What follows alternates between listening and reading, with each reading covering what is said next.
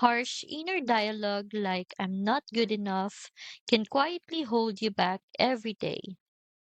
But you can transform that self talk into motivating, confidence boosting affirmations.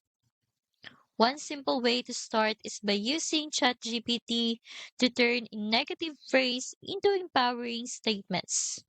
I'll show you how I do it. I just type this prompt into ChatGPT. Turn the phrase "I'm not good enough" into 5 empowering affirmations.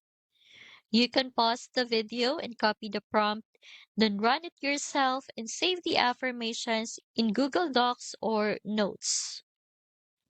This gives you ready to use daily reminders to reframe negative self talk.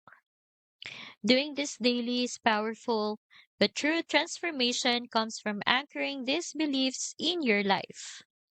That's what the Confidence Challenge teaches: guided exercises to turn limiting beliefs into empowering ones so your self confidence grows naturally. Plus, you also get a customized high ticket business plan and email or ad templates to launch with, helping you take your newfound confidence into real world action. It's just $7 to start, beginner friendly, and you can begin today. Click the link below and start turning negative self talk into daily motivation and unstoppable confidence.